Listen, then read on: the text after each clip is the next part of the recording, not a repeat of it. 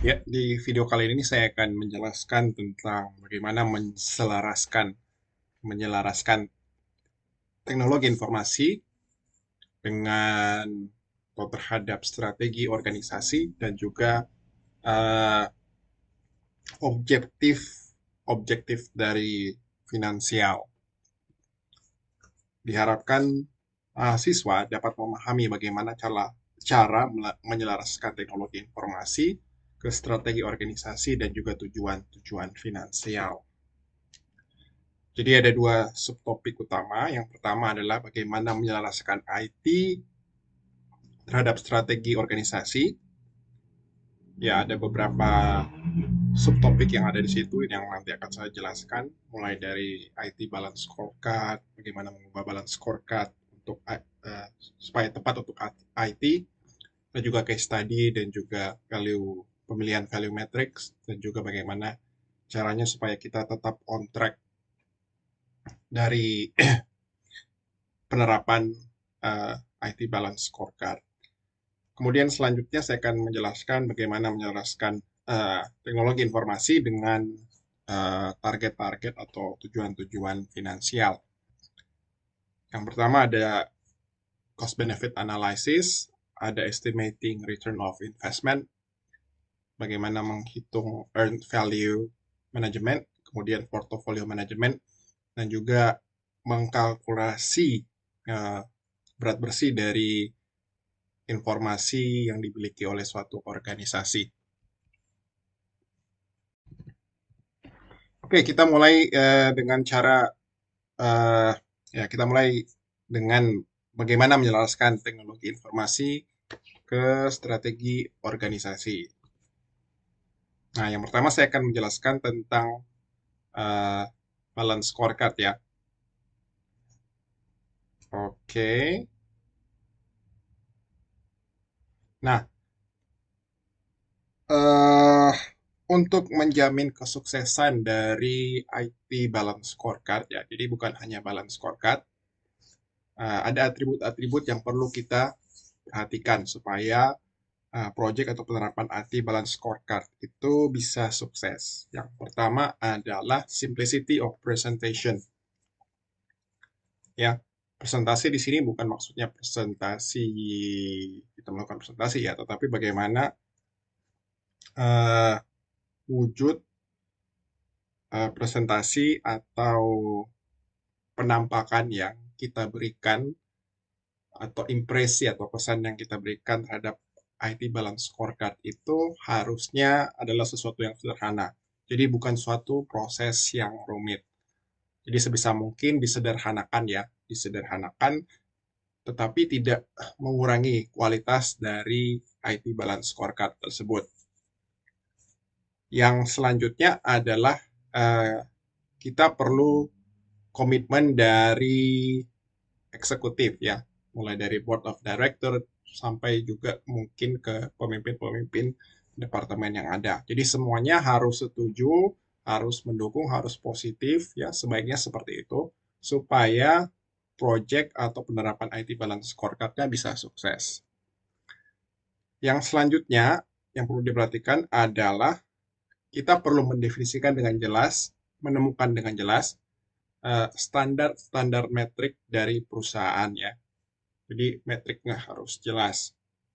Terus yang selanjutnya adalah uh, harus ada kemampuan untuk melakukan drill down ya terhadap uh, melakukan drill down terhadap kapabilitas dan juga konteks-konteks yang ada ya.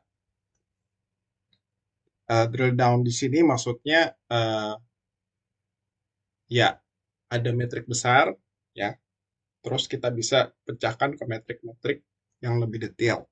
Bisa juga mungkin dari uh, apa level enterprise ya, performance pada level enterprise, terus kita breakdown ke performance untuk masing-masing departemen, dari masing-masing departemen mungkin sampai kepada sub unitnya ya. Terus yang terakhir yang perlu yang penting juga ya, atribut dari kesuksesan IT balance scorecard adalah uh, manajer atau pemimpin-pemimpin departemen ya atau supervisor ya harus mendapatkan kompensasi atau penghargaan itu berdasarkan eh, kinerja atau pencapaian mereka terhadap metrik-metrik yang telah ditetapkan sebelumnya ya. Nah, ya untuk metriknya sendiri itu ada 5 area ya, ada 5 area yang sebaiknya dicakup ya. Yang pertama adalah eh, kinerja finansial ya, kinerja finansial, terus kinerja project ya, kinerja project. Project di sini maksudnya adalah kegiatan-kegiatan IT yang one go ya. Jadi misalnya project pengadaan server, project aplikasi mobile device, aplikasi Android maupun di iPhone, aplikasi tertentu. Nah, itu kan bukan sesuatu hal yang rutin ya. Bukan sesuatu hal yang rutin, tidak sama dengan maintenance networking ya. Maintenance networking kan mungkin hampir dilakukan oleh uh, ya reguler ya. Ya mau seminggu sekali, mau setiap hari sekali, pasti ada pengecekan. Tapi untuk project-project uh, tertentu ya untuk menambahkan kemampuan dari misalnya IT department seperti itu. Terus metrik untuk kinerja operasional ya, bagaimana IT bisa mendukung kinerja operasional. Jadi misalnya kecepatan internet ya, terus respon time terhadap pengaduan dan lain sebagainya. Yang selanjutnya adalah metrik talent management ya. Jadi bagaimana mengembangkan sumber daya IT yang ada di dalam departemen tersebut ya. Jadi kita di sini berbicara pada konteks departemen IT department ya.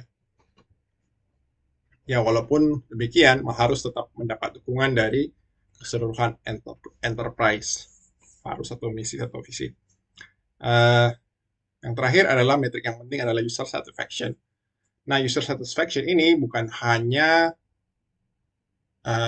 customer ya yang membeli produk atau jasa perusahaan, tapi juga user internal ya. Karena kita berbicara dalam konteks IT department ya, department, maka kepuasan departemen-departemen yang lain atau subunit yang lain dalam menggunakan fasilitas IT itu juga penting ya. Jadi misalnya aplikasi CRM-nya, customer relationship management-nya itu harus misalnya bisa berjalan dengan baik, bisa diakses baik secara eksternal maupun internal. Ya, tentunya seperti itu. Nah, langkah-langkahnya ya yang biasanya dilakukan ya, sebaiknya dilakukan dalam penerapan IT Balance Scorecard. Yang pertama perlu dilakukan adalah melakukan strategi mapping ya, mapping strategi, pemetaan strategi. Jadi kita perlu memetakan antara strategi bisnis ya, strategi bisnis perusahaan itu kita turunkan menjadi strategi TI ya. Jadi bagaimana menggunakan TI yang bisa mendukung strategi bisnis ya. Nah, setelah pemetaan tersebut baru kemudian kita pilih metrik-metriknya. Jadi apa yang kita mau ukur ya? Apa yang kita mau ukur ya? Dimensinya apa yang kita mau ukur. Terus selanjutnya adalah metric definition. Jadi mungkin lebih detail lagi bagaimana cara mengkalkulasi ya metrik-metrik tersebut. Dan selanjutnya adalah memberikan metrik-metrik tersebut, menugaskan metrik-metrik tersebut ke orang-orang yang bertanggung jawab supaya metriknya itu tetap terjaga ya. Jadi misalnya produksi barang ya taruhlah tracking barang ke customer itu yang tanggung jawab siapa ya, seperti itu. Terus selanjutnya adalah data collection and quality assurance ya. Setelah itu, setelah kita tahu setelah kita mendefinisikan metriknya, baru kemudian kita koleksi datanya ya, koleksi datanya, ya, ya sementara bisnis berjalan gitu kan, ya kita koleks datanya secara rutin ya. Kemudian data itu kita gunakan untuk eh, menjamin kualitas proses yang sedang berjalan ya. Taruhlah misalnya produksi barang harus dimonitor ya, kinerja mesinnya harus kita monitor apakah sesuai dengan ekspektasi atau tidak ya. Ya seperti itu. Nah, baru kemudian setelah jalan beberapa waktu, beberapa bulan mungkin atau 1 bulan, baru kemudian eh, performa perusahaan yang ditunjukkan oleh metrik-metrik tersebut kita review ya, baik itu Chief Information Officer, Chief Technology Officer, ataupun juga orang-orang atau eksekutif terkait. Kita review ya, misalnya produksi barangnya menurun mungkin karena mesinnya sudah tua, jadi kadang agak rusak dan lain sebagainya. Ya, itu eh, ya kita mesti tindak lanjuti apakah upgrade mesin atau maintenance mesinnya kita perbaiki, ada bagian komponen yang tua atau rusak mungkin karena panas dan lain sebagainya. Oke, jadi eh, ini pengenalan apa sih yang umum terdapat di IT Balance Scorecard. Yang pertama adalah atributnya untuk menjamin kesuksesan IT Balance Scorecard, metrik yang biasanya harus dicakupi, dan juga langkah-langkah penerapannya secara umum. Oke, kita sudah mengetahui dari pertemuan sebelumnya, kita sudah belajar dari pertemuan sebelumnya tentang IT Balance Scorecard ya. Ya, ternyata beberapa orang beranggapan bahwa tidak kita balance scorecard tidak langsung bisa diterapkan untuk IT ya. Karena biasanya kalau kita berbicara tentang IT, kita berbicara pada konteks level departemen IT-nya ya.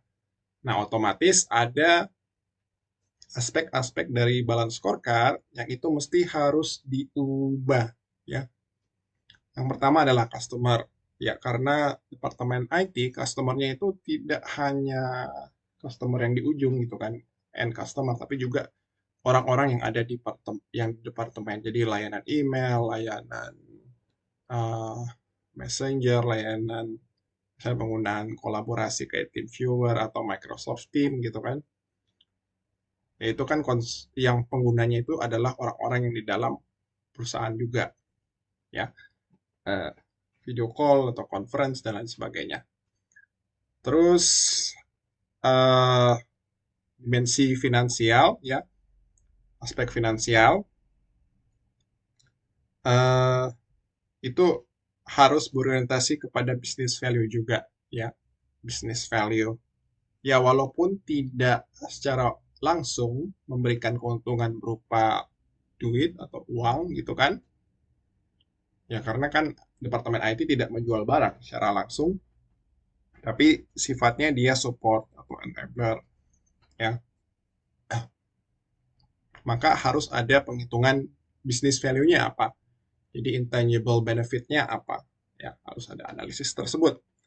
Terus yang lain adalah internal business process ya, ini sama ya, jadi bagaimana internal proses ya mirip-mirip sih, internal proses bagaimana IT bisa memberikan dukungan terhadap internal proses perusahaan secara keseluruhan, ataukah internal proses yang ada di dalam departemen IT itu sendiri. Jadi misalnya proses maintenance networking ya, maintenance server, proses software development-nya seperti apa, apakah menggunakan Scrum atau metode yang lain ya, seperti itu.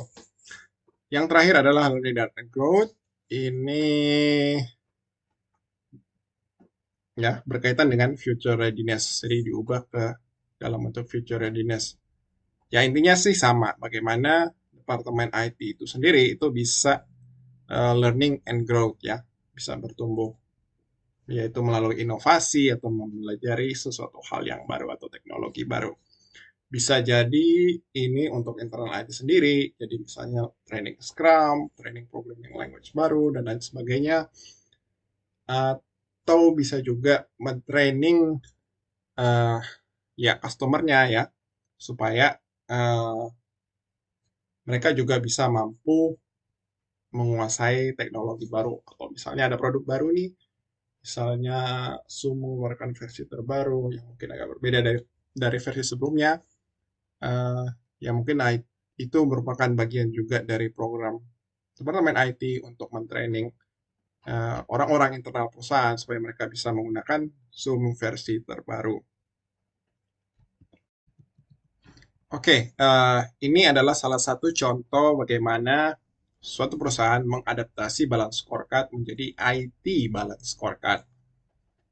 Nah, yang pertama adalah aspek customer diubah menjadi customer orientation, ya.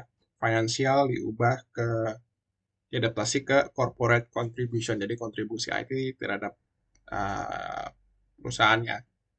Oke, bagaimana cara IT bisa berkontribusi untuk meningkatkan keuntungan perusahaan. Yang ketiga adalah internal business process, dipetahkan ke operational excellence, jadi operasional yang bagus, gitu kan. Dan yang terakhir adalah running and growth, jadi berorientasi masa depan. Nah, kalau kalian lihat di gambar sebelah kanan, di sisi sebelah kanan, uh, IT balance scorecard-nya ini, ya, strateginya, oh ya, bentuknya itu diturunkan dari bisnis balance scorecard, ya. Jadi, IT balance scorecard ini diturunkan dari bisnis balance scorecard.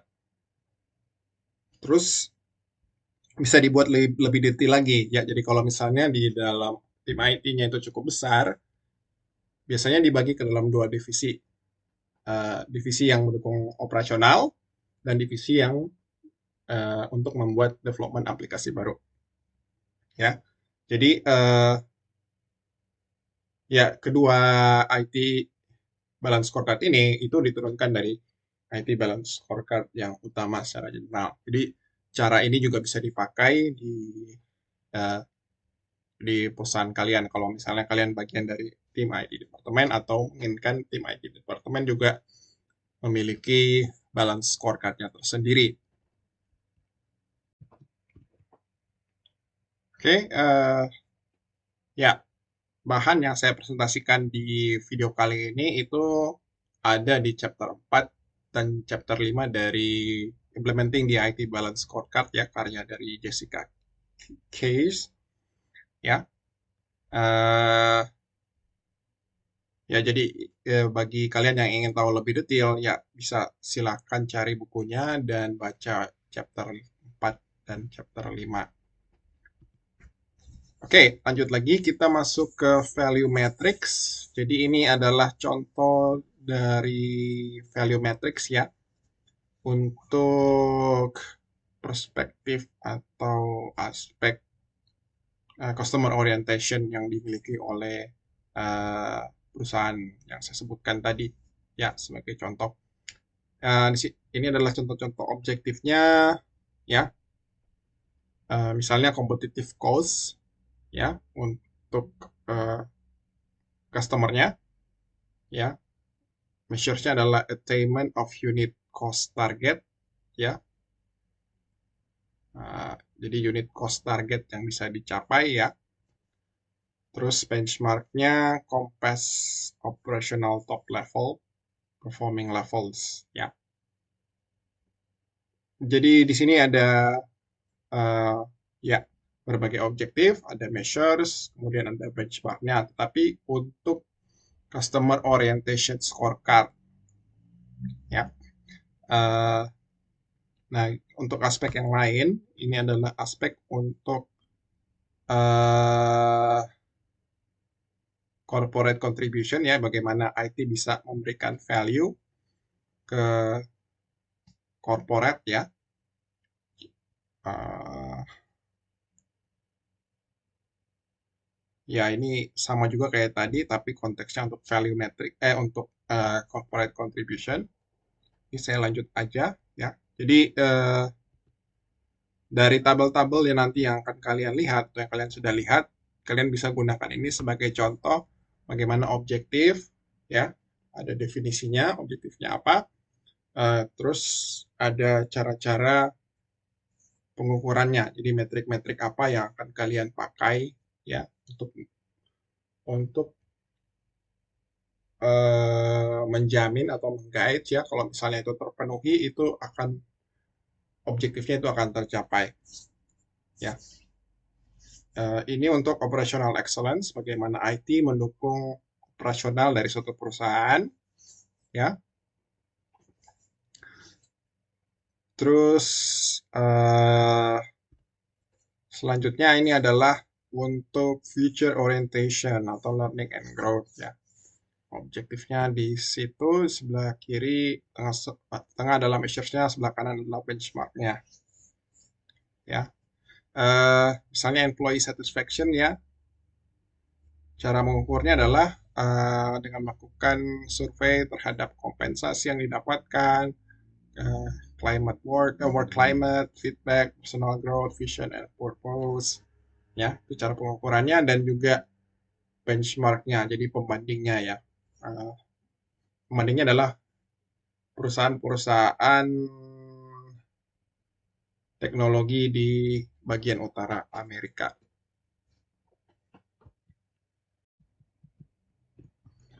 Oke, selanjutnya adalah bagaimana kita tetap menjaga agar penerapan balance scorecard, IT balance scorecard ini tuh tetap di track-nya, ya, tetap berjalan dengan sesuai ekspektasi atau lancar, ya. Yang pertama yang perlu dilakukan adalah surveillance atau pengawasan. Nah, dalam surveillance ada 3 cara yang bisa dilakukan. Yang pertama adalah melakukan periodic meeting. Jadi tiap entah itu seminggu sekali, sebulan sekali, yang jelas ada periodic meeting untuk menganalisis atau mengevaluasi penerapan IT balance scorecard di perusahaan tersebut, ya. Yang kedua adalah harus ada review berkala juga terhadap laporan-laporan status perkembangan dari penerapan IT balance scorecard-nya, dan juga ada analisis terhadap tren yang terjadi, ya. Karena dengan demikian seseorang bisa tahu, ya, seseorang yang bekerja di perusahaan tersebut, para manajer, ya, itu bisa mengetahui status dari penerapan IT balance scorecard, ya, termasuk juga kinerja dari perusahaannya, ya. Artinya harus ada review terhadap laporan-laporan dan hasil analisis. Yang terakhir adalah maintain awareness and involvement. Jadi sebisa mungkin diingatkan selalu, baik itu dari level karyawan, level bawah sampai dengan level atas, ya, bahwa kita menjalankan IT balance scorecard, ya, atau balance scorecard secara umum. Jadi mereka sadar, ya, bahwa kinerja mereka itu mengikuti suatu framework yang dinamakan IT balance scorecard, ya. Dan itu tetap mereka laksanakan, ya, setiap saat. Nah, cara yang lain adalah dengan melakukan verifikasi dan validasi terhadap kinerja perusahaan, ya. Nah, untuk baik verifikasi maupun validasi, kalau kalian lihat telusuri, ya, keduanya ini sama, ya, sama tapi berbeda, ya, serupa tapi tak sama, ya. Intinya seperti itu. Secara umum, secara konteks, secara etimologi atau akar atau sejarah dari katanya itu, kalau verify itu lebih kepada to make true, ya, to make true, bagaimana menjamin bahwa sesuatu itu benar atau dapat dipercaya, ya. Sedangkan kalau validate ini konteksnya lebih ke hukum, ya, akar katanya, ya. berasal dari kata validus atau dan valere ya, artinya strong, effective, powerful, active atau strong, artinya kuat ya. Jadi eh, pernyataan itu kuat kalau misalnya ada bukti-buktinya ya, ada buktinya ya. Jadi seperti itu. Eh ya intinya sama ya. Kalau verify itu lebih kepada kebenaran ya, apakah ini sesuatu yang benar atau bisa dipercaya, sedangkan validate itu lebih kepada kata sifatnya strong. Apakah sesuatu ini bisa memiliki bukti-bukti yang kuat ya. Pada intinya sih tetap sama. Cuma kalau kalian lihat konteksnya di konteks modern, apalagi di project management maupun di software engineering, verifikasi itu lebih digunakan untuk eh, ke internal processes ya.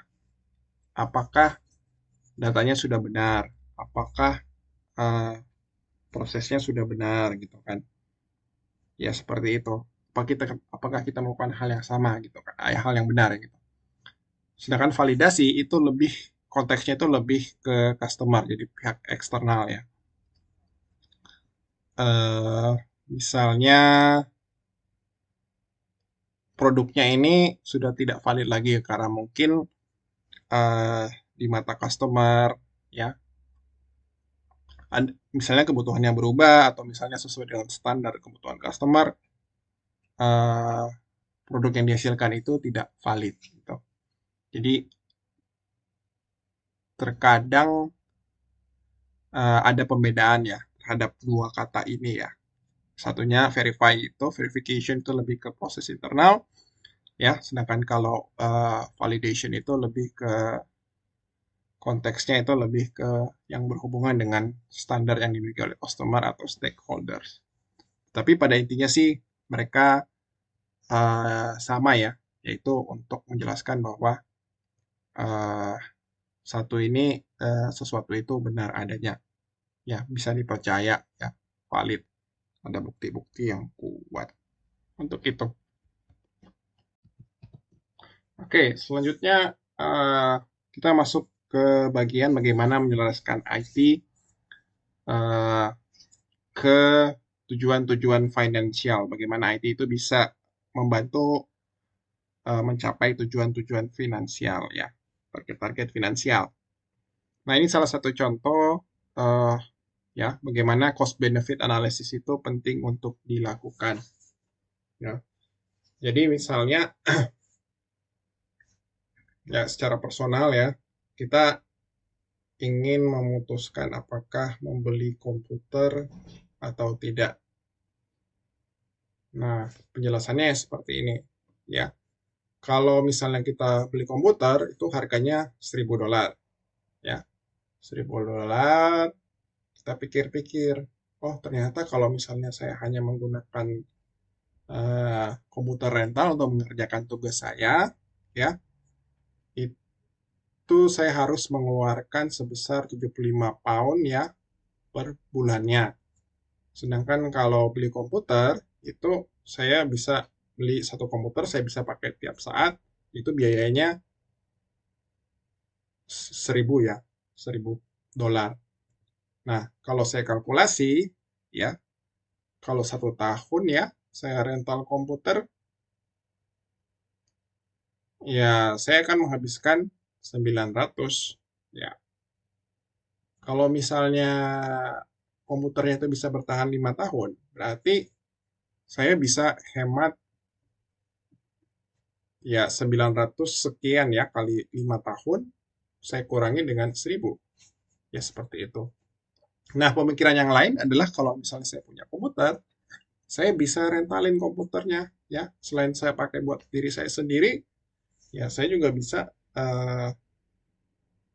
ya mendapatkan income ya. Misalnya $300 per bulan ya, kali 12 saya dapat 3.600.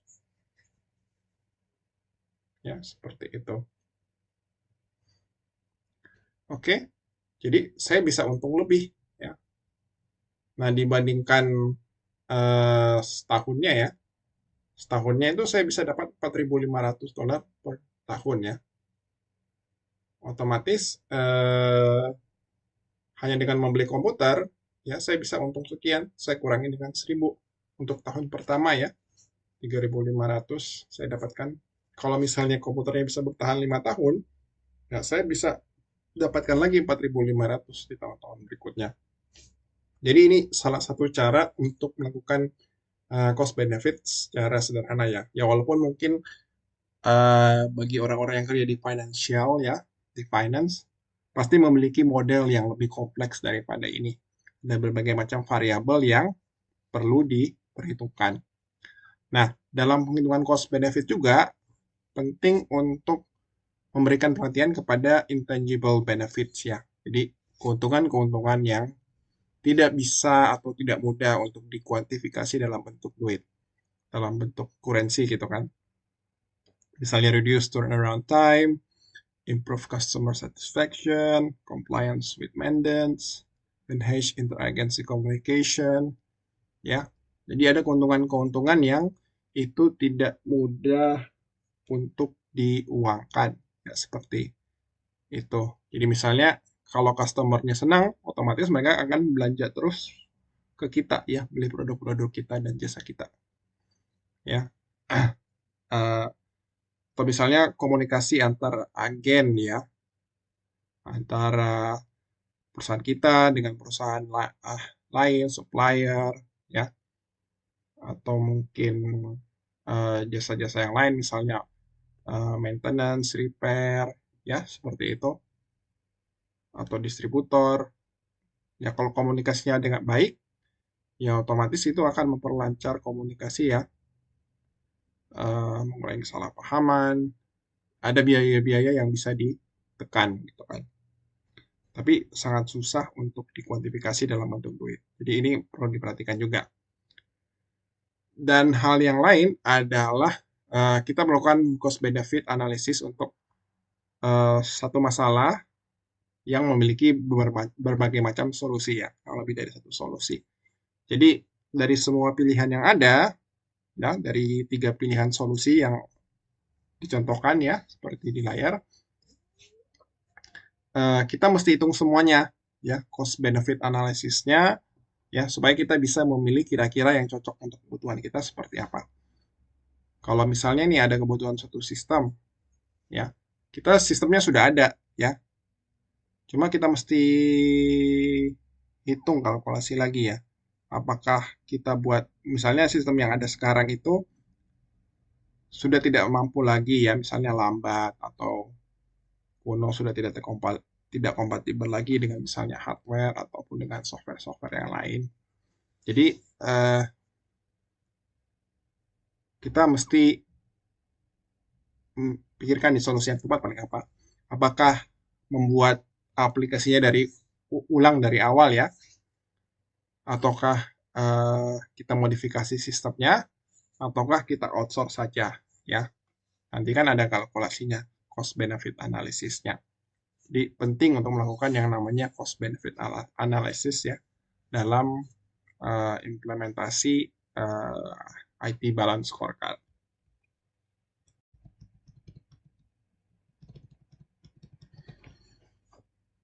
Oke, selanjutnya adalah memperkirakan return of investment untuk suatu project IT ya. Nah, rumus umum dari return of investment ya, itu adalah benefit atau keuntungan yang kita peroleh, kita kurangi dengan biaya investasi yang kita lakukan, kemudian kita bagi dengan biaya investasi yang kita lakukan ya. Jadi kayak semacam rasio atau presentasi dari keuntungan yang kita dapatkan. Nah, kendalanya adalah keuntungan yang kita dapatkan itu tidak melulu bisa kita konversi dengan mudah ke dalam bentuk duit ya, dalam bentuk currency atau mata uang. Ya, walaupun demikian, beberapa orang berpendapat ya bahwa apapun itu harus dikonversi ke dalam currency ya, ke ke dalam mata uang supaya bisa dikalkulasi. Nah, eh, ya di dalam melakukan hal tersebut kita memiliki dua macam data ya. Dua macam data. Data ini maksudnya adalah hal-hal yang bisa kita konversi sebagai keuntungan ya.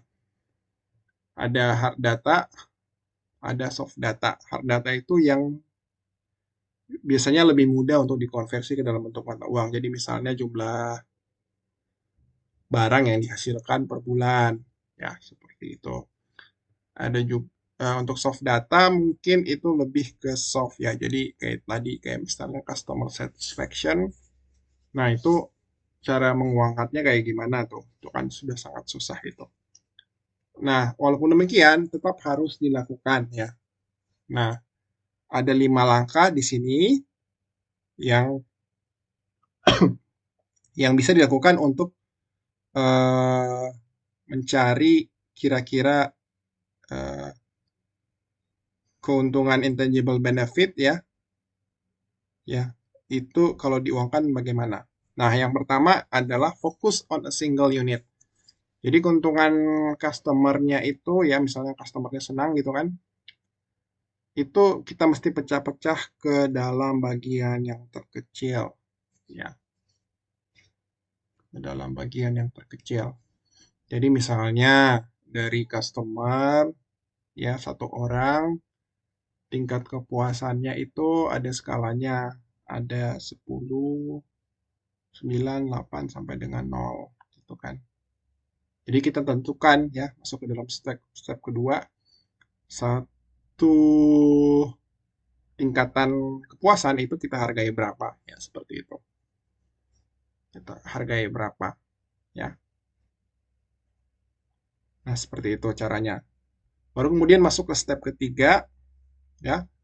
Kita bandingkan ya perubahannya di awal dan di akhir. Jadi misalnya awal tahun sampai dengan eh, akhir tahun ya.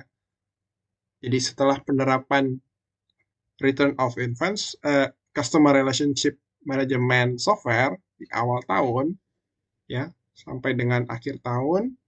Nah, itu kan pasti ada deltanya ya. Apakah turun, apakah naik ya. Baru kemudian kita kalkulasi di step keempat jumlah pertambahan atau pengurangan kepuasan customer-nya itu berapa ya. Baru masuk ke step kelima kita tentukan nilai tahunan ya, berapa ya.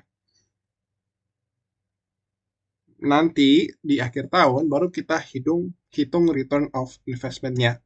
Ya, jadi net annual value of improvement dikurangi dengan program cost. Jadi program cost ini misalnya ya yaitu pengadaan CRM customer relationship management-nya ya. Eh, dari awal proyek misalnya training orang, beli softwarenya, maintenance softwarenya, ya itu semuanya dihitung untuk program cost-nya. Baru kemudian kita hitung kira-kira tingkat kepuasan customer-nya itu berapa di akhir tahun, ya. Oke, jadi ini adalah salah satu cara untuk menghitung return of investment untuk IT project. Oke, ya dalam progres menjalankan IT balance scorecard ya atau bisnis apapun usaha ya, eh, kita perlu memanajemen nilai yang kita dapatkan ya, mengelola nilai yang kita dapatkan supaya kita tahu progres kita itu positif atau mengarah ke berada di track yang benar ya. Yang perlu kita ketahui adalah eh, kita membandingkan antara nilai yang kita rencanakan dengan aktual cost yang kita keluarkan. Jadi biasanya kan ada budgeting di awal ya. Nah, terus ada juga yang kita keluarkan pada saat proyek sedang berjalan ya. Jadi itu kita bandingkan ya. Oke, pertama bisa dengan cara seperti itu ya. Ya kalau misalnya aktual cost-nya lebih rendah dari yang yang kita rencanakan kita disebut underrun gitu kan. Kalau misalnya eh, ya masih kurang lah dari budget atau underrun. Terus kalau misalnya lebih besar, kalau tandanya berubah, tandanya salah ya, harusnya tanda lebih besar. Kalau misalnya itu cost-nya lebih besar dari yang direncanakan, kita sebut sebagai overrun, jadi luar dari budget. Eh, nah, biasanya untuk earned value management, eh, salah satu metrik yang sering digunakan adalah cost performance index atau CPI ya. Jadi earned value ya, earned value atau nilai yang didapatkan ya. Nah, earned value-nya ini tidak melulu soal keuntungan dari penjualan barang ya atau jasa, tapi bisa eh, intangible benefit juga ya, yang kita kalkulasi, yang kita sudah transform ke dalam bentuk mata uang. Kemudian earned value-nya ini kita bagi dengan actual cost atau biaya yang kita keluarkan ya, yang kita keluarkan. Nah, contohnya ya seperti ini ya. Kalau misalnya actual cost-nya yang kita keluarkan misalnya pada setengah bulan ya, setengah bulan, setengah tahun dari project berjalan, misalnya project 1 tahun, sudah berjalan 6 bulan, kita ukur nih, ternyata actual cost-nya 65.000 USD. Terus tambahan nilai yang kita peroleh itu hanya 45% dari target 100.000 ya. 45% dari 100.000 USD ya. Artinya 45.000 USD kita dapatkan. Nah, cost performance index-nya itu adalah 45.000 dibagi 65.000, hasilnya adalah 0,69. Nah, artinya apa? Artinya setiap $1 yang ya, kita hanya mendapatkan eh, keuntungan nilainya itu adalah 0,69 USD ya, seperti itu. Jadi nilai tambah, nilai yang kita peroleh ya, artinya ya ya rugi juga sih ya, karena kita menerima ya lebih rendah daripada yang kita habiskan ya, seperti itu. Jadi ini adalah salah satu hal yang perlu kita perhatikan ya dalam eksekusi balance scorecard, yaitu earned value management.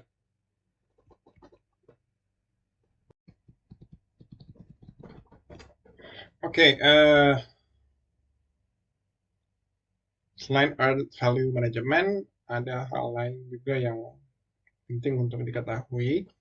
Ya, ini Microsoft ya. Microsoft itu mengeluarkan suatu produk yang namanya Rapid Economic Justification ya. Jadi kayak semacam suatu metode, ada softwarenya yang bisa diotomasi sama dia, ada metrik-metrik yang digunakan dalam menghitung nilai dari suatu uh, project IT ya. Uh, ya ada total cost of ownership ya, bagaimana biaya pengadaan terhadap suatu software gitu kan. Ada juga net present value dan juga metrik-metrik lainnya. Jadi inti dari rapid economic justification itu adalah bagaimana menselaraskan solusi IT itu dengan kebutuhan-kebutuhan bisnis ya. Dan kemudian mengkuantifikasi kira-kira keuntungan finansialnya itu apa ya. Jadi kayak semacam software, kita tinggal masukkan aja parameter-parameternya, nanti otomatis akan dikalkulasi sama dia. Nah, ada 5 langkah ya supaya ini bisa sukses dilakukan ya. Rapid economic justification itu bisa berhasil dilakukan. Yang pertama adalah harus memahami bisnisnya itu sendiri ya. Nature bisnisnya itu sendiri seperti apa. Baru kemudian kita paham solusinya itu apa ya. Baru kemudian kita memahami cost benefit equation.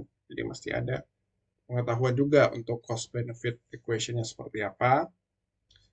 Terus eh, kita juga perlu memahami resikonya ya, karena apapun apapun ini, ya ini kan perencanaan analisis ya.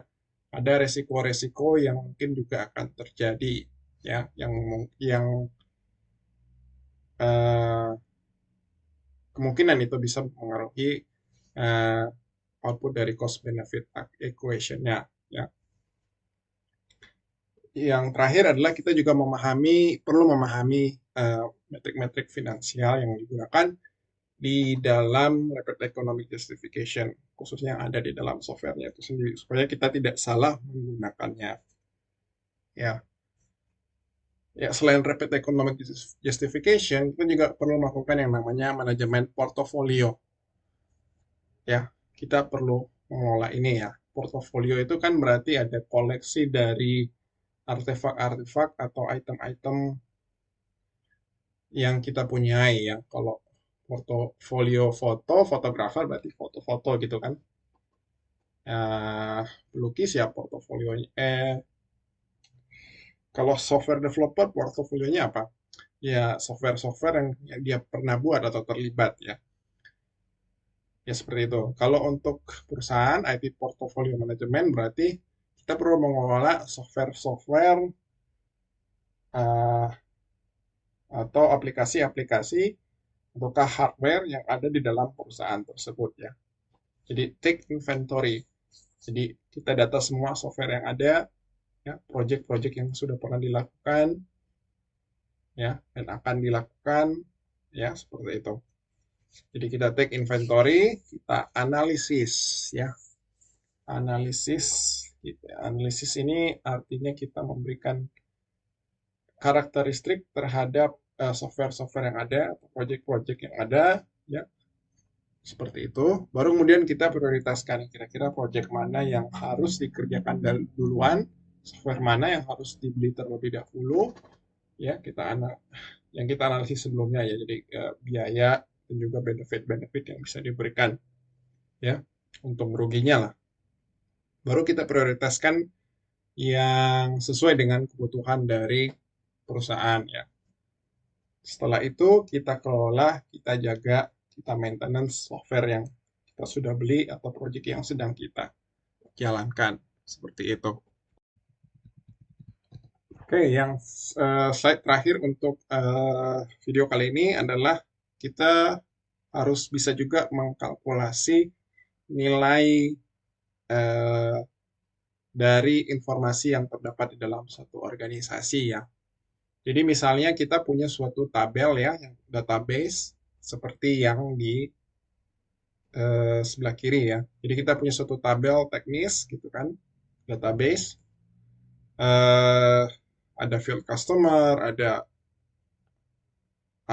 address, ada phone, ada credit line, ada customer last name, dan eh, customer last order number, dan customer date of entry ya.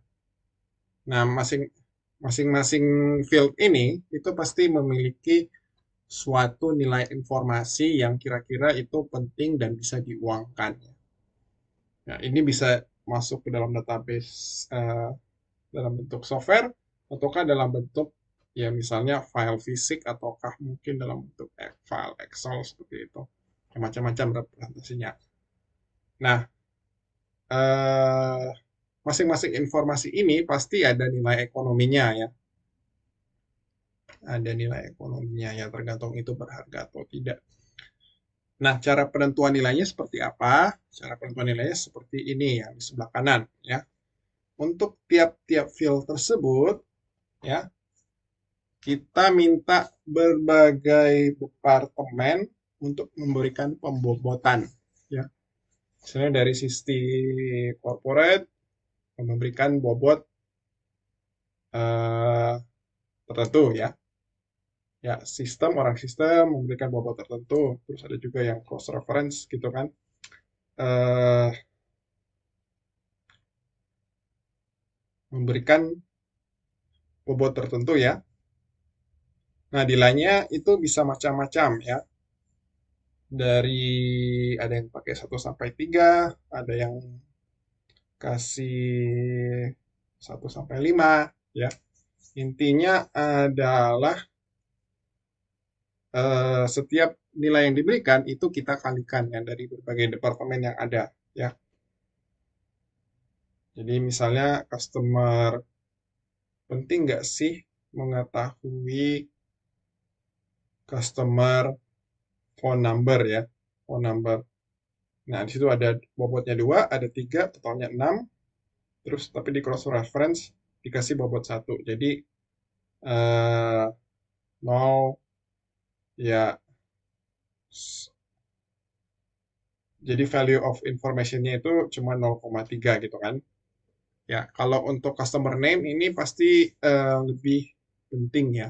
Lebih penting karena apa gunanya kita tahu nomor telepon customer, apa gunanya kita tahu nomor eh, alamatnya kalau misalnya nama customer-nya kita tidak tahu ya. Jadi otomatis nama customer itu lebih penting daripada alamat, lebih penting daripada nomor teleponnya dan informasi-informasi lainnya ya. Jadi cara pembobotannya seperti ini ya. Jadi tiap-tiap departemen itu kasih bobot, tergantung range bobotnya itu kita mulai dari 1 sampai 3 atau 1 sampai 5 ya. Baru kemudian kita kalikan semua, jadi kita tahu nih prioritas informasi yang nilainya itu lebih mahal itu yang mana yang perlu kita pertahankan. Sedangkan yang murah-murah ini ya mungkin kita bisa hapus dari database, tidak perlu kita collect karena itu secara ekonomi tidak menguntungkan ya, atau kita biarkan saja ya. Mungkin suatu saat kita bisa dapatkan hal yang menarik dari informasi tersebut. Oke, ya ini slide terakhir. Jadi demikian bagaimana cara-cara yang bisa kita gunakan untuk menjelaskan IT untuk kebutuhan uh, perusahaan ya, baik dari sisi ya keuangannya ya, financial objektif, ataupun dari sisi strategi organisasinya ya. Oke. Ya, untuk lebih dalamnya kalian bisa baca buku IT Balance Scorecard ya, Aligning IT with Corporate Strategy kayak Jessica Case di chapter 4 dan chapter 5. Terima kasih.